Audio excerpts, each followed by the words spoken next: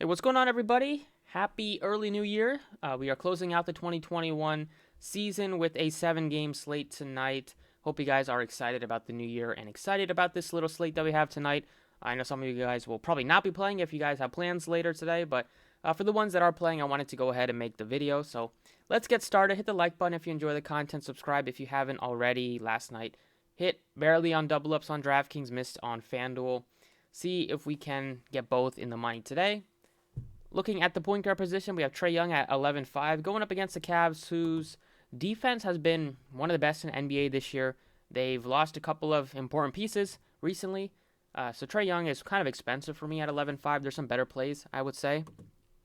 Damian Lillard looks better than Trey Young. He's 10-9, but he's also very expensive. Only difference is that Lillard is still not having to play with McCollum and Nurkic, so he gets a ton of usage right now.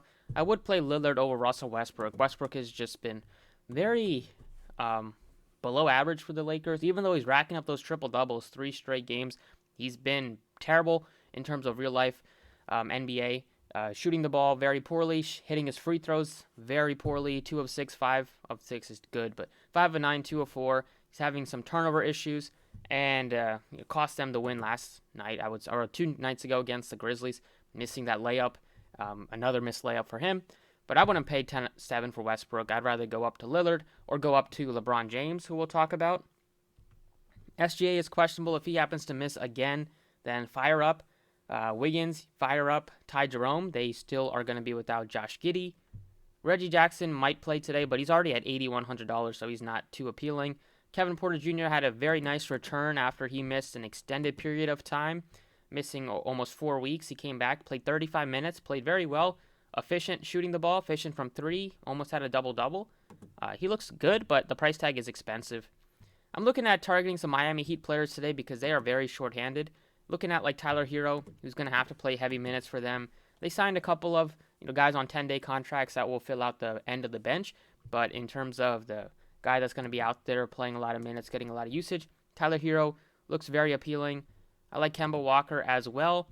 Today, 7K. I don't know if he'll be super popular. Tibbs was furious with his starters, and he benched them all. So Kemba only played 20 minutes against the Pistons, and there's some risk of that happening.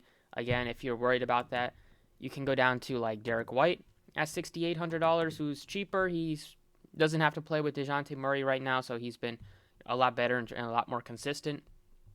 So for cash games, I'd say that Derek White looks probably better than Kemba. For tournaments, you can go Kemba over Derek White because they do not have Julius Randle for the Knicks today. Clarkson is 63. He's going to be a pass even though there's no Conley, I believe, is out tonight.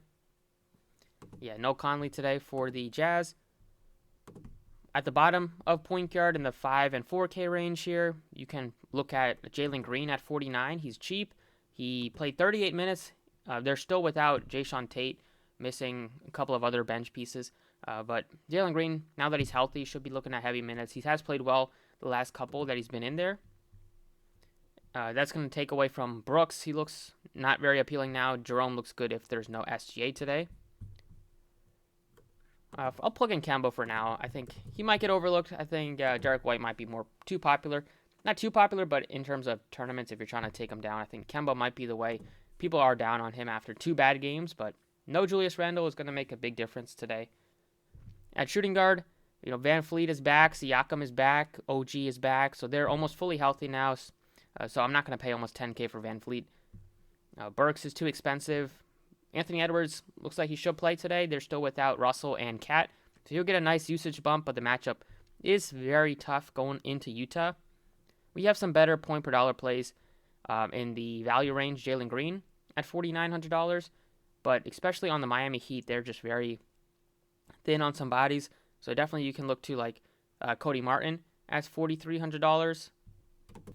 We have Skylar Mays at 38. The Hawks lost another player that they signed on a 10-day who's on protocols now. So he looks better. He's going to get a lot of minutes. He's not very good in terms of point per minute production. But I look at Aaron Wiggins at 38. He looks good anyways because there's no Josh Giddey, but it looks better if there's no SGA. So keep an eye on him. I'm leaving that position open for now. Small forward, definitely looking to get up to Jimmy Butler at 10,000. I assume he'll play today. He sat out last game. It was a back-to-back after he played 36 minutes. And then they ended up postponing the game because they didn't have enough players. But I think he should be back. He looked fine against that Washington victory. Almost had a triple-double. They don't have Kyle Lowry, still not active. So a lot more assist opportunities for Jimmy Butler, a lot more ball handling. Other pieces that look appealing, you can look to Anthony Edwards. At his price tag, value range, look to RJ Barrett. He gets a bigger bump without Julius Randle, more rebounds for the entire team. For the value range here, looking in the 4K range for Caleb Martin at 43. He's going to get heavy minutes today. And in the 3K range, I think you're looking at Brown Jr. from the Hawks, and you're looking at David Nwaba from the Rockets. Power forward, you got a ton of good value at this position, so it's one that I'm going to spend down on. LeBron James, you play him at power forward or utility, depending on where you want to go. I'm plugging him in right now at power forward, but we'll have some more value plays that we'll talk about. So 7K range, you can go to Mobley if you wanted to, but I probably like Kevin Love a little bit cheaper. I like Morris Sr. at $6,300. Nance almost had a triple-double last game. He looks good going up against his former team.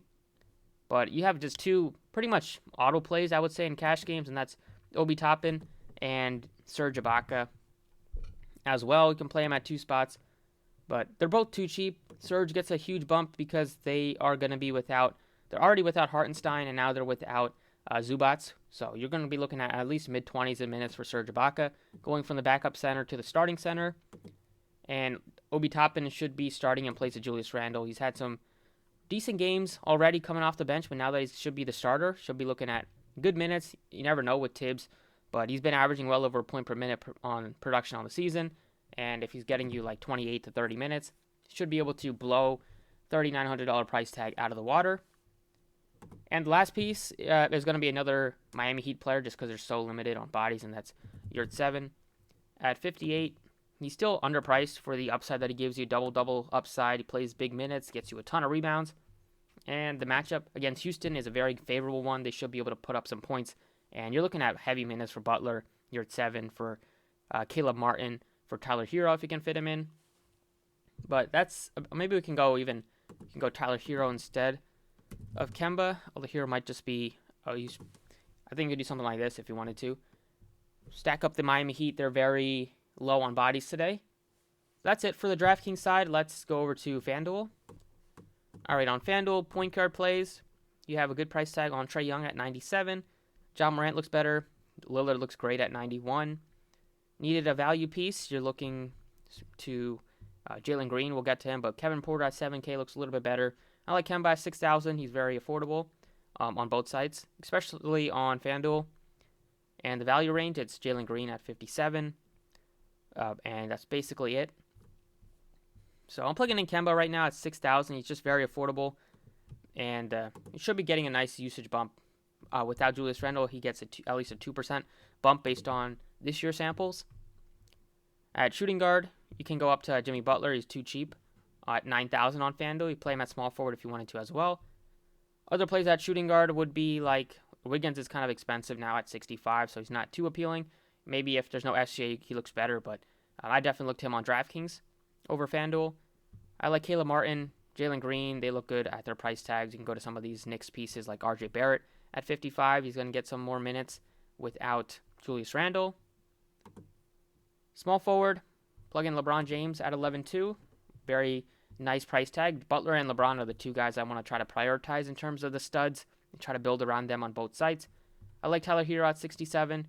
Nicely priced on both sites, especially FanDuel. He's 67. He should be playing like 35 to 36 minutes at least today. In the 6K range, I like Larry Nance. Gives you upside in all sorts of categories. Points, rebounds, assists, steals, blocks. Can really fill it up. Cam Reddish still looks good as a value piece at 54. They just don't have very many options besides Trey Young to score the ball. And in the 5K range, Lauri Markkanen at 54 looks good. Burks looks a little bit better. Probably pass on Nwaba at 48. He's kind of expensive. And those are the main pieces. You know, you can flirt with like Okoro or go with like Stanley Johnson if he's starting, or some of these guys at the bottom. But right now I think there's like concrete plays that I want to try to prioritize. Power forward, you can plug in like Siakam at 83. You can plug in Christian Wood. But I'm going with a couple of value pieces that I mentioned on the DraftKings side. Obi Toppin is too cheap on both sites, 43 on FanDuel. Ibaka is nicely priced on both sites as well, 4,000. Those are the two kind of locks in terms of the value pieces. And at center, you don't have Jokic on the slate. Your most expensive guy is Rudy Gobert. So it's a spot that I can pay down. Don't have to worry about missing out on Jokic's 75 burger. I think you're at 7 looks good. At 61, you can go with Ibaka if you wanted some more savings. But you can also plug Ibaka here and pay up for another guy. So I think that's something that I will probably try to do. But that's about it for the video. Thank you for watching. Best of luck. Hope you guys enjoy the new year. And I'll see you all next time.